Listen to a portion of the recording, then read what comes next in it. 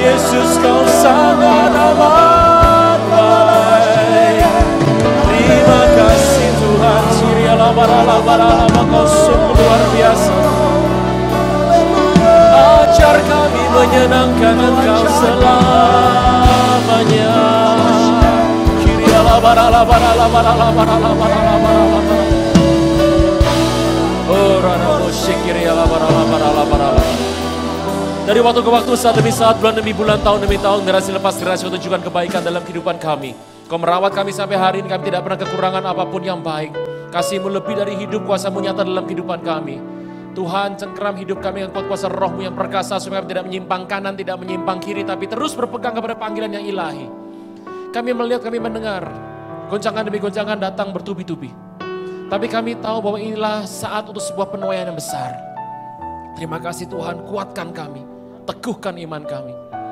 Bela umat-Mu, pertahankan umat-Mu senantiasa. Pujian, hormat, kuasa, kemuliaan bagi nama Tuhan Yesus saja. Kau perisai hidup kami, Kau pagar tembok sekeliling kami. Tidak pernah ada yang jahat bisa menyentuh hidup kami. Engkau Tuhan, upah kami yang sangat amat besar. Di dalam nama Tuhan Yesus yang percaya diberkati sama-sama boleh berkata, amin. Beri kemuliaan buat Tuhan Yesus, haleluya. Haleluya, haleluya, haleluya. Amin. Saudara sekalian. Shalom saudara sekalian, senang sekali berjumpa dengan saudara, terakhir berjumpa kalau tidak salah awal tahun ini. Sudah cukup lama kita sudah melihat 2017 terjadi goncangan di mana-mana yang mungkin menggetarkan hati. 1 bulan lebih kira-kira yang lalu, Kim Jong-un meminta supaya Pyongyang dikosongkan. Ini sekarang Amerika sedang melobi China supaya China bisa melobi sekutu dekatnya supaya meredam jangan sampai marah-marah. Karena kalau sampai marah, Korea Utara sama Amerika main mercon, saya percaya orang Bandung cuma begini. Gitu. Amerika sama Korea. Oke, kita buka firman Tuhan, tematik tahun ini Yoel kedua. Luar biasa sekali, Yoel kedua.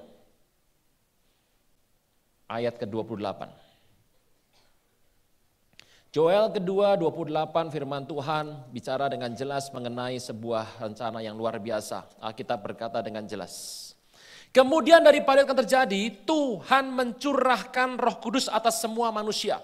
Dengar ini baik, kata semua manusia itu bicara bahwa yang diurapi bukan cuma Anda dan saya, tapi juga orang di luar sana. Bapak Ibu, kenapa? Karena untuk seorang bisa bertobat, orang bisa kenal Tuhan, Alkitab berkata 1 Korintus 12 ayat 3 bahwa tak seorang pun bisa berkata Yesus Tuhan tanpa Roh Kudus. Jadi kalau orang di sebelah sana mau bertobat, mau kenal sama Tuhan, yang tadinya benci sama Tuhan, sekarang mau ikut Tuhan, mereka harus diurapi Roh Kudus. Sebagai bukti bahwa kita saudara Roh Kudus adalah, Bapak Ibu bisakah Anda bersama dengan saya saat ini dengan sadar dan rela tanpa dipaksa, Anda mengatakan bahwa Yesus adalah Tuhan? 2, 3. Sudah ada Roh Kudus ya berarti? Sudah ada Roh Kudus ya? Tapi saya belum bahasa lidah Pak, itu bicara kepenuhan, 2 hal berbeda. Nah, coba lihat perikopnya bagus, dikatakan adalah hari Tuhan, Yom Yahweh. Kalau Anda membaca firman Tuhan seperti ini, Anda akan melihat bahwa yang namanya firman Tuhan, kitab Yoel ini sedang digenapi dengan tepat hari-hari ini. Coba lihat sebentar. Akan terjadi pencurahan anakmu laki-laki perempuan bernubuat, orang tua mendapat mimpi, teruna mendapat penglihatan, atas hambamu laki-laki perempuan dicurahkan Roh Kudus pada hari-hari itu. Bapak Ibu, firman ini bicara bahwa salah satu cerita mengenai dampak yang terlihat bahwa Roh Kudus dicurahkan pada hari-hari yang terakhir adalah akan adanya karunia-karunia yang muncul. Kita ingat bahwa abad pertama, Pentakosta pertama terjadi di loteng atas, upper room, yang tempatnya masih ada sampai hari ini. Di mana Tuhan Yesus setelah naik ke sorga, 120 murid menunggu bersama-sama berdoa dan tiba-tiba satu hari pada hari penuaian, yang kelak dikenal dengan nama Hari Pentekos, Roh Kudus dicurahkan. Dan dunia yang kita kenal yang hari ini, jadi pada abad pertama, peristiwa itu dampaknya adalah sedunia itu kelak 70% Kristen. Anda bisa bayangkan, karena pencurahan itu 70% Kristen. Kita tahu bahwa gereja pernah mengalami masa kegelapan, dan setelah masa kegelapan, terus turun terus dan sekarang nih kira-kira yang Kristen secara statistik masih jadi agama terbesar di dunia. Tapi kalau yang benar-benar sungguh-sungguh mungkin sekitar 30%. Tapi kalau yang sungguh-sungguh banget ya adanya di Bandung Berenang Siang kan gitu. Ya. Saudara saya Tuhan, ada diam sekali sih pagi ini. Oke.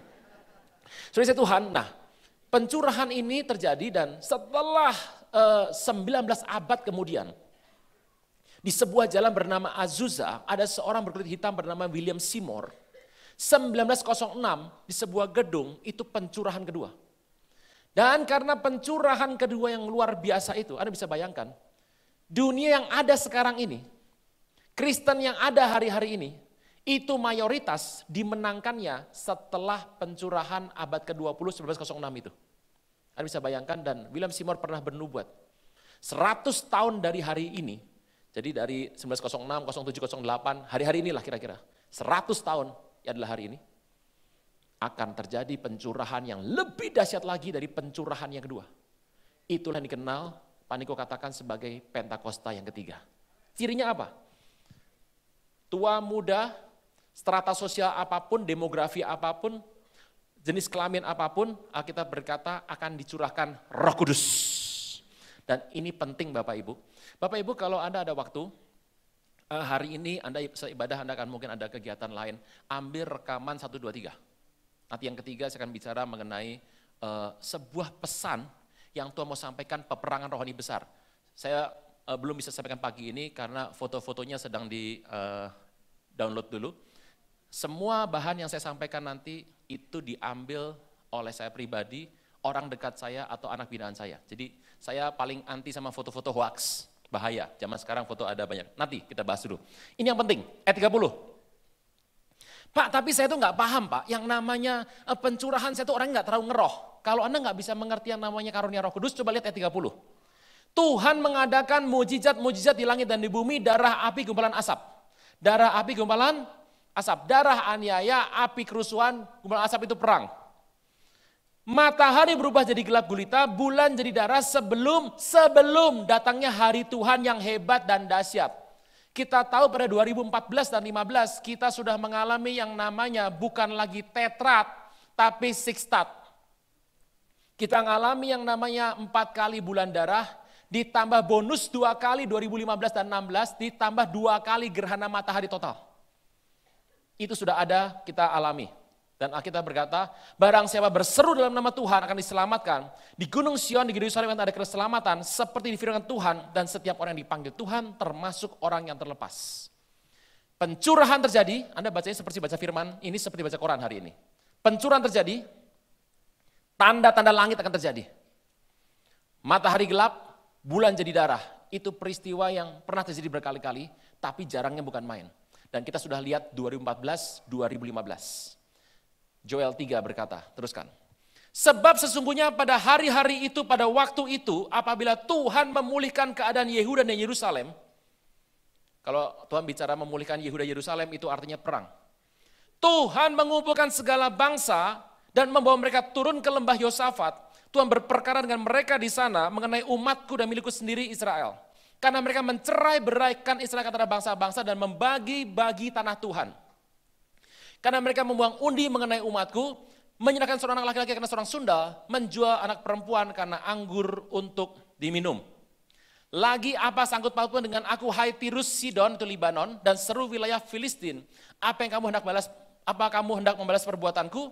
Apabila kamu melakukan sesuatu terhadap aku, dengan cepat, dengan segera Tuhan balikan perbuatanmu kepadamu sendiri. Bapak Ibu, tangkap ini baik. Peristiwanya terjadi sebetulnya adalah pada bulan Oktober. Di mana satu ketika UNESCO meminta supaya Israel itu dianggap sebagai negara yang melanggar etika internasional karena membangun pemukiman Yahudi di tempat pendudukan Filistin. Nah, UNESCO minta sama PBB supaya tindakan itu dianggap sebagai kejahatan perang. Itu Oktober. Bulan November, mantan Presiden Amerika Jimmy Carter meminta supaya PBB memberikan sanksi kepada Israel karena Israel itu membangun pemukiman Yahudi di wilayah orang Palestina. Desember dengan cepat saja 2016, 5 negara yaitu adalah Malaysia, Mesir, Venezuela, Senegal, dan New Zealand, mereka meminta kepada Dewan Keamanan mengambil voting supaya Israel dituduh sebagai penjahat perang karena sudah membangun pemukiman Yahudi di pemukiman orang Palestina. Kalau sampai terjadi, maka tindakan itu harus dianggap ilegal. 15 negara Dewan Keamanan dengan usul 5 negara tadi mengambil voting. Voting ini membuat Perdana Menteri Israel keselnya bukan main. Dan 5 negara yang mengusulkan tadi dikasih sanksi semuanya. Rakyatnya dipersulit untuk berwisata ke Israel. Malaysia kena. Entah kenapa 5 negara disanksi, yang keluar 6 negara, yang ke-6 Indonesia. Kok gitu Pak? Enggak tahu. Nikmati saja, enggak ada yang kebetulan.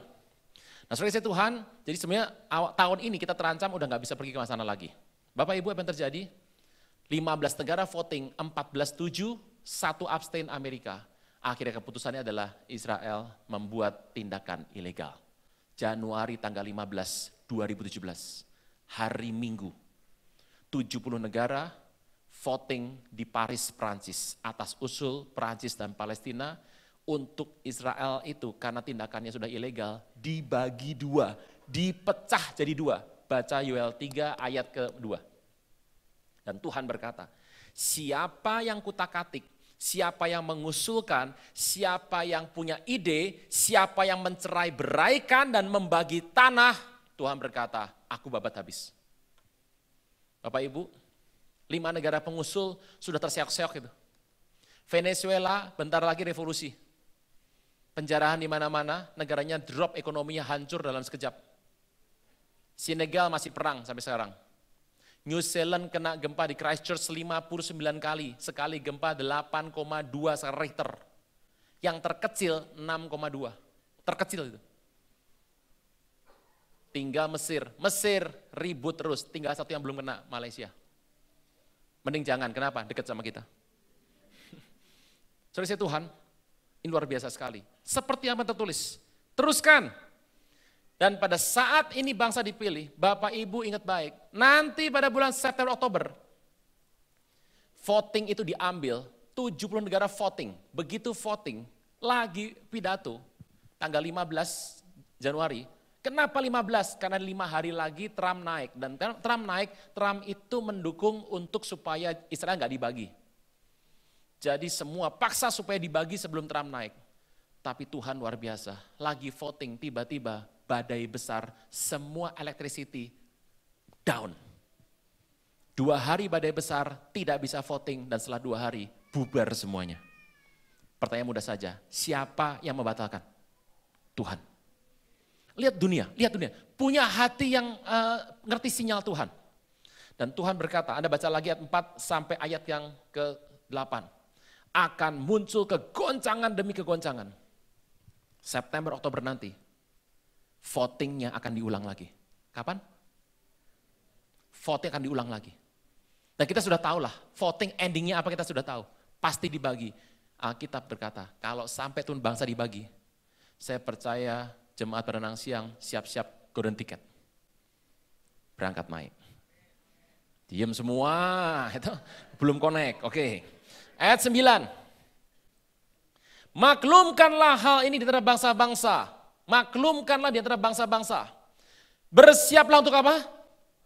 Gerakan para pahlawan, suruh semua prajurit tampil maju. Bapak Ibu, kita sudah 3 tahun ini terus dibombardir dengan jadilah prajurit-prajurit yang gagah perkasa. Dengan punya gaya hidup, doa, pujian, penyembahan, kapan? Siang dan caranya bagaimana? Bersama. Tujuannya untuk melakukan kehendak Bapa pada zaman ini. Bapak Ibu, kita diminta jadi prajurit. Kita berkata, gerakan para pahlawan, suruh semua prajurit tampil maju, tempa mata bajak menjadi pedang, pisau pemangkas jadi tombak, bela orang tidak berdaya berkata, aku ini pahlawan. Artinya apa? Ini saatnya kita bangkit jadi prajurit Tuhan. Jangan lemah. Bergeraklah, artinya apa? Aktiflah bergerak, jangan pasif. Datang hai segala bangsa dari segenap penjuru. Berkumpullah ke sana, bawa turun daya Tuhan pahlawan-pahlawanmu, baiklah bangsa-bangsa bergerak dan maju ke lembah Yosafat, lembah penentuan, sebab di sana Tuhan duduk untuk menghakimi segala bangsa dari segenap penjuru. Ayat 13 sama-sama, ayunkan sabit sudah apa? Bapak Ibu, ini urutan. Apa yang saya khotbahkan hari ini, urutan ini. Pencurahan Roh Kudus, kita melihat tanda-tanda langit, akan terjadi di mana Israel akan terus digoyang mau dibagi dan kita nggak pernah mendengar ini beberapa tahun yang lalu. Semua akan tumplek-blek 2017. Welcome pada tahun ini. Selamat datang. Kita memasuki masa peperangan. Bapak Ibu nggak ada pilihan.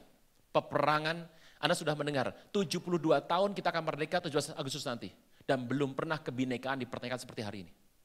Bapak Ibu, ini saatnya. Doa supaya apa? Rapat tutup. Sehingga keluarga kita, kehidupan kita, semua boleh berkenan depan Tuhan. Baik, terus. Ayunkan sabit sudah apa? Masak tuayan. Mari, iriklah. Sudah penuh tempat anggur, tempat pemerasan kelimpahan. Sebab banyak kejahatan mereka. Bapak Ibu, ini kejahatan di luar sana semakin banyak. Kita melihat yang namanya dunia, peredaran narkoba, bom bunuh diri, terorisme, perang, pembunuhan, LGBT, ekonomi hancur, semua sedang terjadi. 14. Banyak orang di lembah penentuan.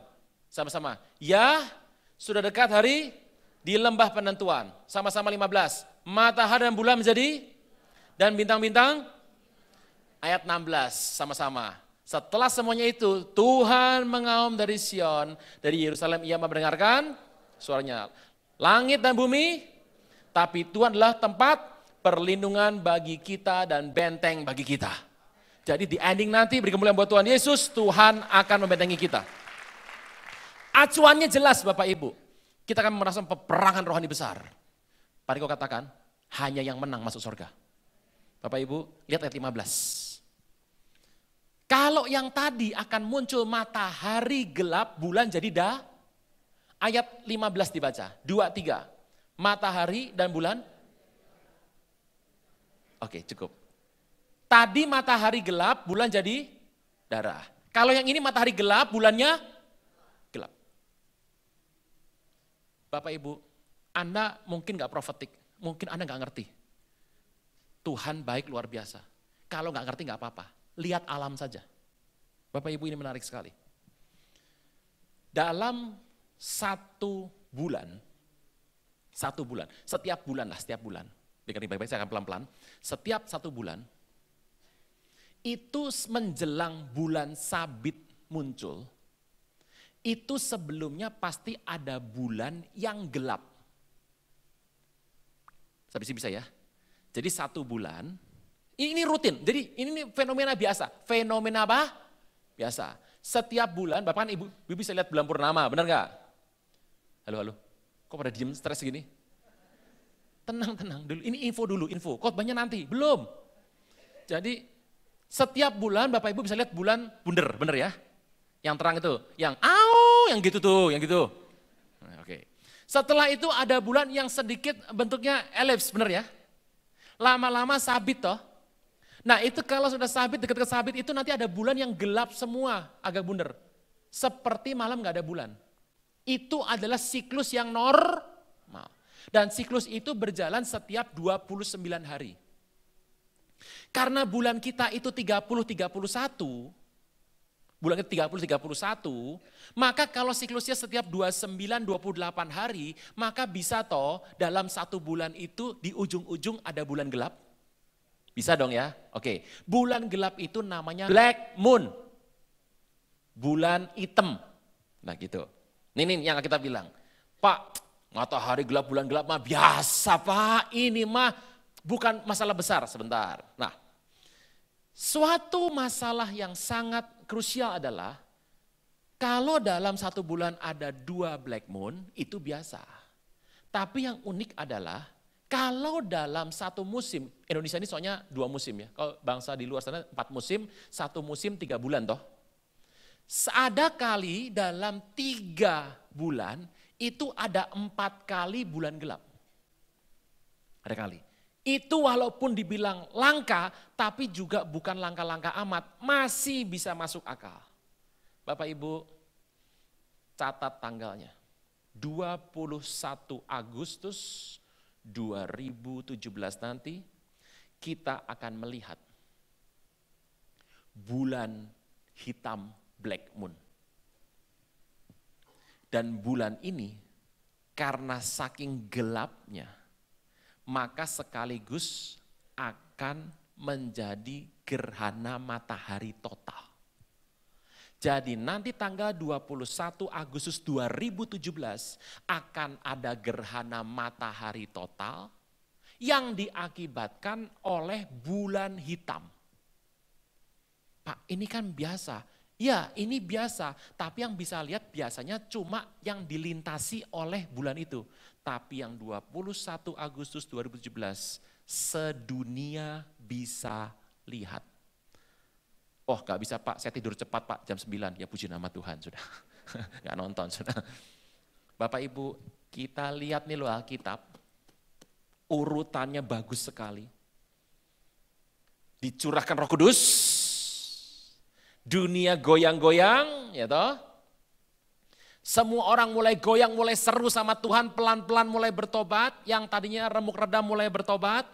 Lalu bangsa-bangsa entah kenapa mulai meminta Israel dibagi-bagi dan kita berkata kadang ada gagal, kadang ada benar.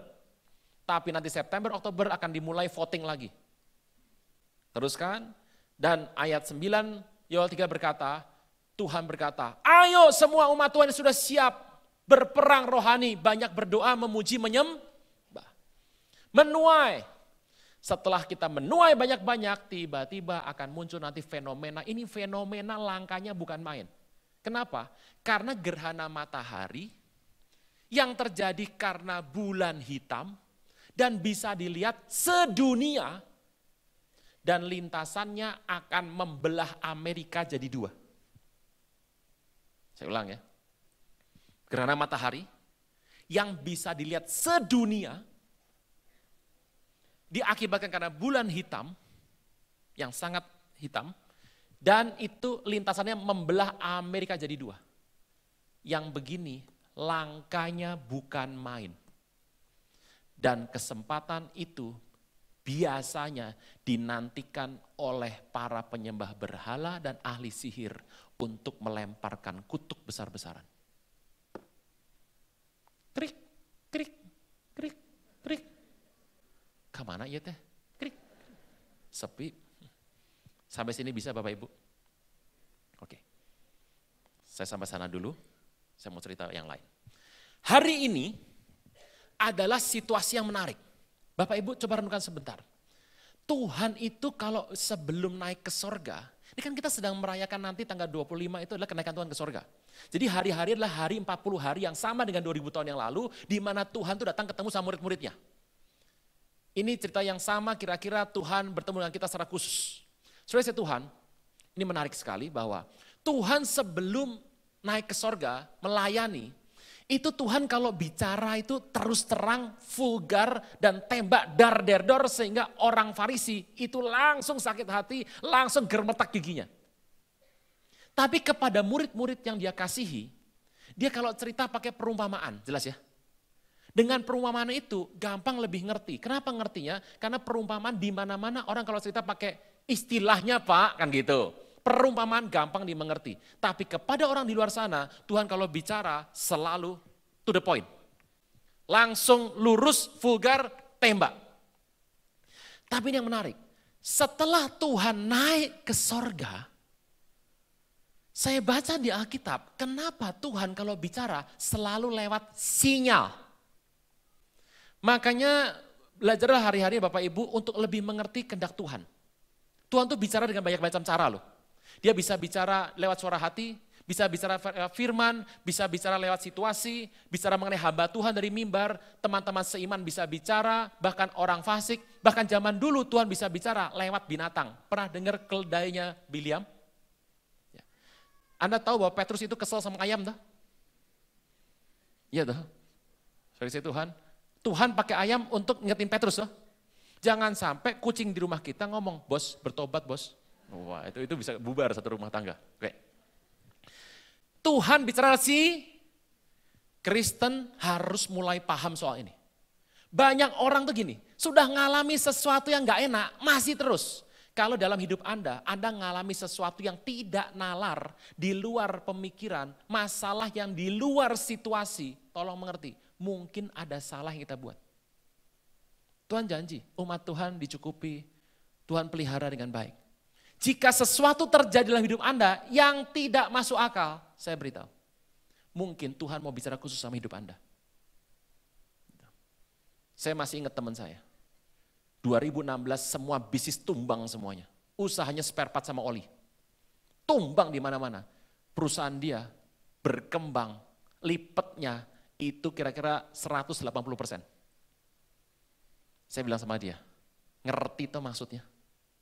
Ngerti toh maksudnya? Bapak Ibu, Tuhan bicara pakai sinyal. Sebuah contoh sebentar, kita lihat sebentar dalam Yohanes 21. Yohanes 21. Bapak Ibu pernah nggak dalam hidup ini? Siapkan Yohanes 21 dulu. Ayat yang pertama. Pernah nggak Bapak Ibu ketemu masalah? Orang tuh kalau ketemu masalah, pertama masalah pasti kita pembiaran. Nggak apa-apa diamin aja, ntar juga baik sendiri gitu tuh ya. Iya. Tapi lama-lama setelah ditunggu masalahnya nggak selesai-selesai, makin turun tuh.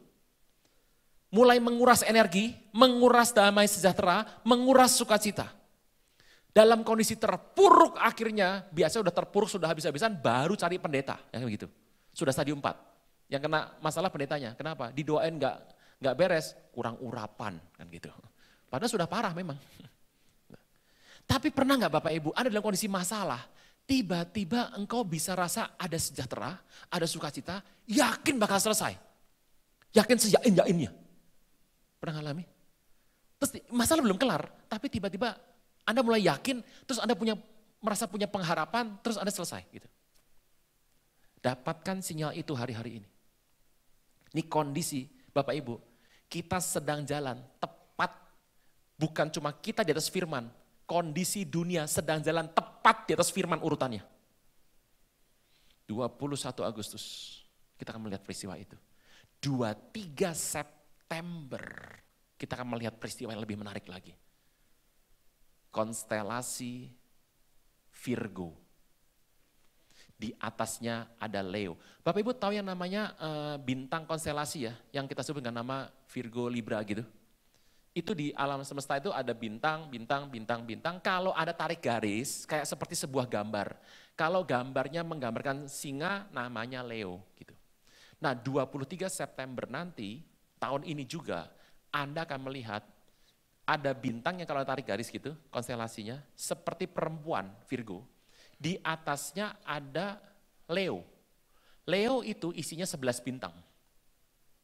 Nanti kalau Anda lihat, kalau ada punya alat yang teropong yang jauh, kalau langitnya bersih, kita beruntung, kita bisa lihat nanti. Itu ada gambar perempuan di langit, bintang di konstelasi Virgo, di atasnya konstelasi Leo. Dan Leo itu 11 bintang, ada Jupiter lewat. Jadi kalau Anda lihat dari bumi, seperti gambar perempuan, atasnya 12 bintang. Sebelah kanannya matahari, sebelah kirinya bulan. Tepat Wahyu 12. Aku melihat ada perempuan dengan 12 bintang di atas kepalanya. Berselubung matahari dan bulan. Tahun ini kita kelimpahan semua tanda-tanda langit.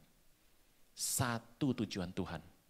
Tuhan datang segera. Pesan penting, jaga hatimu, jaga keluargamu. Zaman sekarang keluarga ini penting. Bapak Ibu keluarga berantakan gak bakal maju iman. Jangan lupa 26 Mei nanti ada seminar keluarga. Oke, gitu. Belum diumumkan pasti ya. Oke, teruskan. Yohanes 21. Ini menarik. Tuhan tuh kalau bicara pakai sinyal. Kalian bersama saya, sinyal. Ini Kristen kalau nggak ngerti sinyal ini, tabrak terus. Begitu sudah hancur nanti, kenapa saya ngalami begini? Gak pernah ada orang ngalami tiba-tiba. Ujuk-ujuk sadet, sanyet, suddenly, gak pernah ada.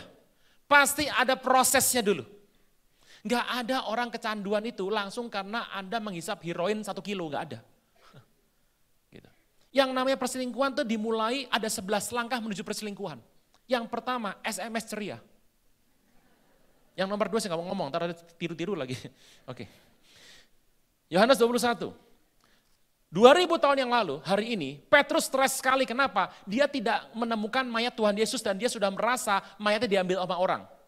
Perempuan bercerita, Tuhan bangkit. Dia nggak percaya, kenapa? Dalam kondisi stres, harapan sudah hilang. Berapa Anda pernah alami seperti itu? Dan dia ngomong sama 6 teman-temannya untuk kembali ke profesi awal.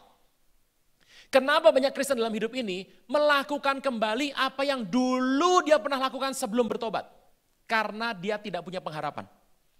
Masa depannya sudah hilang, kabur, dia kembali ke tempat yang dia paling bisa, yaitu adalah menjala ikan. Di Danau Tiberias, Danau Galilea, dia muter-muter semalam-malaman bersama 6 temannya, 7 orang profesional, 7 angka sempurna. Menebarkan jala kiri kanan depan belakang, tidak dapat ikan semalam-malaman, anginnya kenceng. Belum makan, anginnya deres, kedinginan, masuk angin, tidak ada tolak angin. Jadi setelah menjelang matahari terbit, mereka mau pulang ke pantai, 90 meter dari pantai ada seorang pria tinggi berkata, anak-anak ada lauk pauk apa tidak? Bapak Ibu, apa jawaban dari murid-murid? Kalau Anda cuma berkata, tidak ada, itu salah. Jawaban benernya adalah, tidak ada. Orang masuk angin ditanya kan, sudah pernah masuk angin diributin pernah ya? Lagi demam, ada yang tanya, udah masak belum? Wah, dibanting tuh panci. Tuhan berkata, anak-anak, tebar sebelah kanan. Malam nggak dapat, apalagi siang. Tempat dalam nggak dapat, apalagi tempat yang pendek. Kanan sampai kiri apa bedanya? Tapi apa salahnya mereka tebarkan sebuah jala. Begitu tebar sebelah jala, mereka dapat ikan.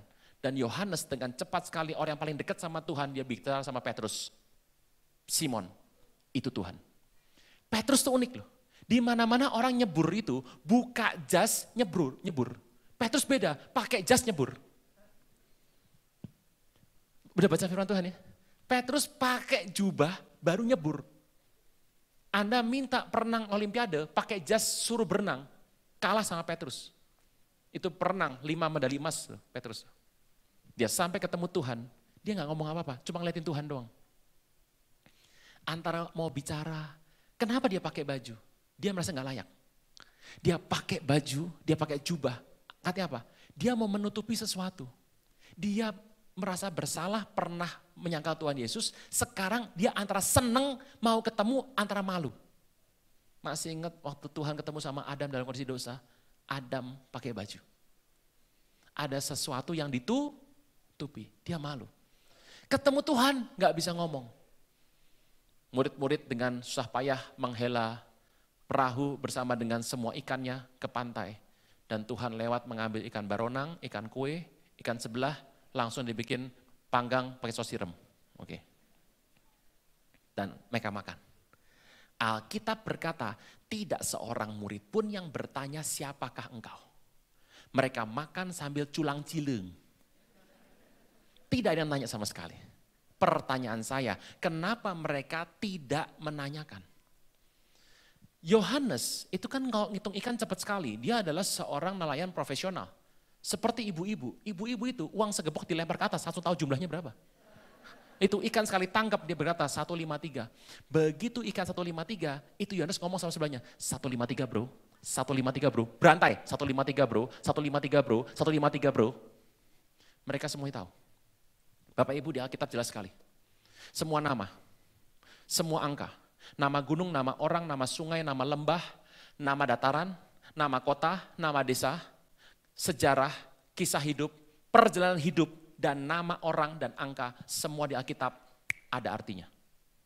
Alkitab gak cuma gini, kebetulan, gak ada. Gak ada. Saya ulang, nama orang, nama kota, nama desa, nama kampung, nama danau, nama sungai, nama laut, nama gunung. Sejarah hidup, perjalanan hidup, dan kisah hidup seseorang. Angka, semua ada arti. 153 itu artinya Ani Elohim, akulah Tuhan. Mereka nggak nanya, siapakah engkau? Enggak. Begitu mereka hitung 153, mereka langsung saling bertatapan, dan mereka tahu. Artinya Tuhan nggak pernah ngomong, aku percaya. Enggak. Pakai si. Kita sudah melihat tanda-tanda di langit dan di bumi. Bapak Ibu, sinyal. Waktu gak panjang, cepat. Cepat. Lakukan seperti yang Tuhan mau. Saya mengerti kita ini jatuh bangun untuk membereskan bisnis, membereskan kehidupan. Kadang-kadang susah. Kenapa? Memang sistemnya mungkin gak mendukung. Tapi saya percaya bahwa Tuhan kasih kita kekuatan terus. Percaya sama Tuhan. Masih ingat gak? 5.000 laki-laki ikutin Tuhan Yesus. Dan Tuhan tuh kalau khotbah tuh lama. Dari pagi sampai malam nggak pakai break gitu. Saya mau niru Tuhan Yesus tapi kasihan sama Anda. Gitu. Jadi setelah lama, laki-laki Yahudi itu menikah dan anak gak mungkin satu. Anaknya 4 atau 5. Jadi yang hadir hari itu ngikut Tuhan Yesus, mendengarkan Tuhan Yesus kira-kira 40 sampai 50 ribu. Menjelang malam, murid-murid berpikir logik. Bapak Ibu, profesor yang paling pintar yang bisa membunuh iman dalam sekejap adalah logika. Saya nggak bilang Anda nggak pakai logika ya. Pak, sejak saya bertobat, saya nggak pakai otak lagi Pak. Ngeri bener itu. Ngeri banget hidupnya. Nggak harus pakai. Cuma saya harus beritahu, yang namanya ini kadang-kadang menjadi profesor terkuat, terpintar untuk membunuh iman. Saudara Tuhan, murid-murid bilang gini, ini malam, udah malam belum makan. Orang tuh kalau belum makan di mana-mana galaknya luar biasa. Pernah ibu-ibu tahu tuh, suami pulang kantor belum makan tuh? Iya. Coba telat sedikit, ngamuknya kenceng. Jadi kalau ada ngamuk, kasih langsung bakpao. Pluk. Ya, diam. Saudara Tuhan, murid mulai cari selamat dengan cara yang unik. Guru, suruh mereka pulang sekarang, cari makan. Karena kalau nggak pulang sekarang mereka tahu gurunya penuh kasih. Bentar lagi mereka suruh kasih makan. Suruh pulang. Tuhan tahu hati mereka dan berkata, kamu yang ngasih makan. Seringkali kita kan gitu, berusaha untuk menenangkan Tuhan, tapi Tuhan yang malah tunjuk kita. Mulai alasan, roti seharga 200 dinar, kalau kita punya duit 200 dinar, nggak cukup. Roti unyil pun gak cukup. Yang kedua bilang, mau cari di mana? Kalaupun duitnya ada, mau cari di mana? Sudah malam. Alasannya banyak. Tuhan berkata, kamu kasih mereka makan. Itu masalah besar, kenapa? Kalau orang gak makan, itu ngamuk. 50 ribu lawan 12. Bapak Ibu tolong mengerti kalau saya bilang yang namanya kita sedang peperangan rohani, jangan bilang gini, emang kita gak perang selama ini? Bapak Ibu, kebanyakan yang kita perang itu namanya pergumulan. Suami saya nggak pulang. Itu bukan perang, pergumulan. Pak, investasi saya nggak balik, itu pergumulan. Pergumulan itu musuhnya dirimu sendiri, nggak jelas. Pak, kalau saya sama teman saya ribut, Pak, itu cekcok. Kalau pukul-pukulan, perkelahian, bukan perang. 1 lawan 5, pengeroyokan. 5 lawan 5, tawuran. Ini Alkitab bilang perang, jangan dikurangi. Perang adalah jumlah besar lawan jumlah besar dan mereka beradu dengan 2 unsur. Yang pertama adalah strategi, yang kedua unity. If Anda berkata, aku mau perang, pastikan engkau sudah unity dulu. Saudara Tuhan, itu kalau dirempuk 50 ribu lawan 12, saya beritahu, Jackie Chan pensiun, Jet Li minggir. Bruce Lee udah meninggal. Apa yang terjadi? Tuhan berkata, kamu punya apa? Tuhan ingatkan, jadi kalau sampai ada masalah, selalu kembali, engkau punya apa? Pernah nggak Tuhan tolong engkau di masa lalu? Pernah? Itu yang pengalaman itu dipakai. Pernah nggak Tuhan selamatkan engkau di masa lalu? Pernah nggak Tuhan berbuat baik sama engkau di masa lalu? Itu dipakai. Pernah nggak ada khotbah di masa lalu yang mirip dengan masalahmu? Itu dipakai. Tuhan berkata, ada padamu apa? Mereka bilang 5 roti 2 ikan, artinya apa? Itu bahan tinggal sedikit. Kan kalau ikut khotbah kan begitu kadang-kadang, di Jakarta bukan di sini. Wah begitu dengar, amin, amin. Begitu pulang makan pecel lele. Minggu depan, minggu lalu khotbahnya apa ya? Poho, saya teh udah larut sama lelenya. Gitu. Tuhan bilang, ada padamu apa? 5 roti 2 ikan. Berikan padaku. Masih stres tuh. Terus gimana nih guru? Tuhan berkata, suruh duduk berkelompok-kelompok, bener ya? 1 kelompok isi berapa? Isi 13, itu cool. 50. 1 kelompok isi 5, Lukas yang nyatet tuh. 1 kelompok isi 50. Itu begitu Tuhan bilang, suruh duduk. 1 kelompok, berkelompok-kelompok, sekelompok A, 50 orang. Itu begitu Tuhan ngomong 50 orang, langsung mereka pandang-pandangan dan berkata, Eureka. Selesai masalah. Kenapa? 50 itu artinya geulah, artinya aku penebus, aku pemberi makan. Begitu Tuhan suruh duduk, 50. Artinya apa? Ini masalah urusan siapa? Urusan Tuhan. Mereka bilang, siap Gan. Wah, gaya online kan gitu. Siap Rabi, siap guru. Tuhan yang ngatur makanannya, mereka tinggal ngambil bagi. Santai, waktu santai, bagi santai. Karena kalau waktu bagi stres, mereka bingung, tuh roti diremet. Tangannya basah semua, tuh becek tuh rotinya. Mereka santai, kenapa? Sudah mendengar kata 5. Kadang-kadang Tuhan sudah bicara masalah Anda selesai loh. Tapi kita belum dengar. Tuhan bisa lebih jelas. Tuhan bisa lebih jelas. Tuhan, terus sudah bilang, sudah ada jawabannya. Cuma kadang-kadang kita melalukan itu. Hari ini, ngertilah punya hati yang ngerti sinyal Tuhan. Hati yang paham sinyal Tuhan. Nih dari saya ngomong selama 45 menit ini, saya percaya semua omongan saya, Anda akan masukkan ke kepala Anda, dari semua itu mungkin cuma ada 1 atau setengah yang nancep. Cek, enggak apa-apa, 5 roti 2 ikan, cukup. Kita bangkit berdiri. Saya bukan Tuhan Yesus, khotbahnya singkat saja. Mari buka tangan kita.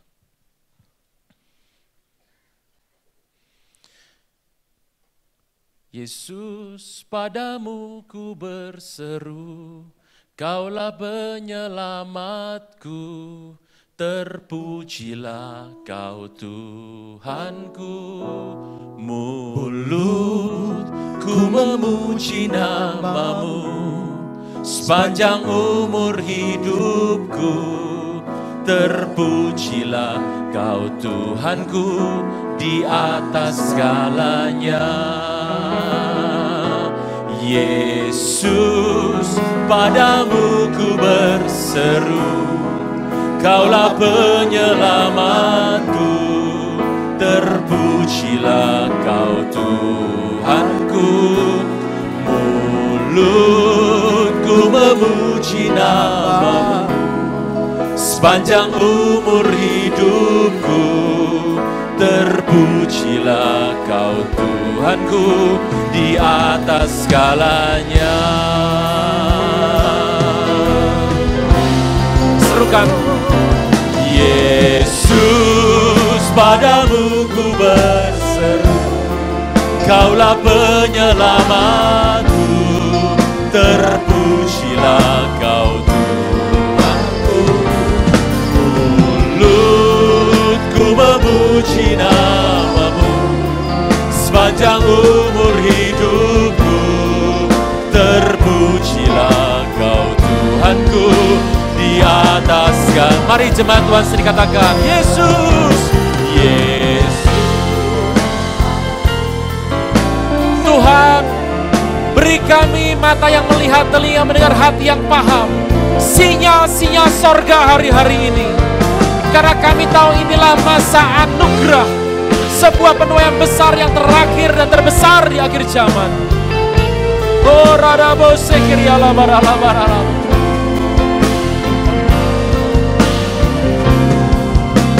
Mari sama-sama katakan, Yesus. Yesus, padamu ku berseru, Kaulah penyelamat. Tuhan yang memberi makan, Tuhan yang menyelamatkan. Itulah julukannya, Juru Selamat. Ku memuji namamu, sepanjang umur hidupku, terpujilah Kau Tuhanku di atas segalanya. Yesus, Yesus, padamu ku berseru.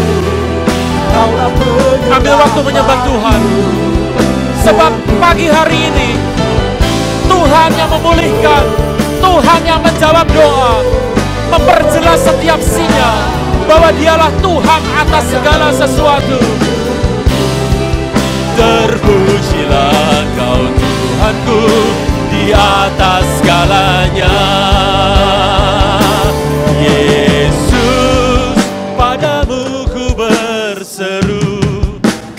penyelamatku, terpujilah Kau Tuhanku.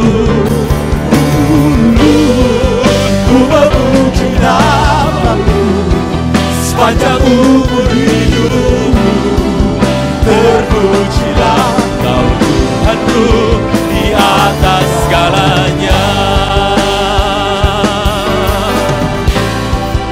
Di atas segalanya. Di atas segalanya. Mari buka tangan kita. Berikan sinyal-sinyal hari ini. Kami menangkap rencana Tuhan. Kami mengerti isi hati Tuhan. Dan kami mengerti Engkau Tuhan yang memberi makan. Engkau Tuhan yang memulihkan. Kami tahu inilah saat kami menerima mujizat demi mujizat, demi mujizat, demi mujizat, demi mujizat, demi mujizat, demi mujizat. Terima kasih Tuhan. Kekalah nama Tuhan selama-lamanya. Terima kasih Tuhan. Terima kasih. Sekeliling kami, Tuhan sudah tunjukkan banyak hal. Peluang-peluang yang baru. Kau berikan jalan keluar. Hanya kami memahami sesuai firman-Mu saja. Terima kasih Tuhan. Siapa Tuhan selain Engkau? Kami sedang membuka firman. Kami melihat semuanya begitu jelas hari-hari ini. Kami menantikan setiap tanda-tanda mujizat dan tanda-tanda langit dan bumi. Sebab kami mengerti waktunya telah sangat amat singkat. Kami rindu bertemu dengan Engkau. Di dalam nama Tuhan Yesus yang percaya diberkati sama-sama boleh berkata, amin. Beri kemuliaan buat Tuhan Yesus. Haleluya. Silakan duduk Bapak.